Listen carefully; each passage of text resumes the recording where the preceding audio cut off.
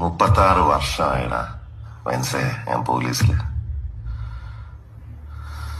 ഇതിനിടയിൽ പുറത്ത് അറിയുന്നതും അറിയാത്തതുമായ പല ചെറ്റത്തരങ്ങളും ഞാൻ ചെയ്തിട്ടുണ്ട്.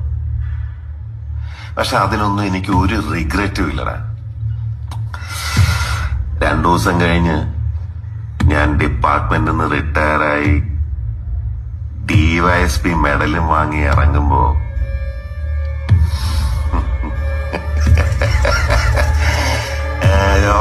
പഴയ ജോർജ് സാറ് തന്നെയാണ്. നീ ആരെയാണ് ഈ പേടിപ്പിക്കുന്നേ എന്നെ?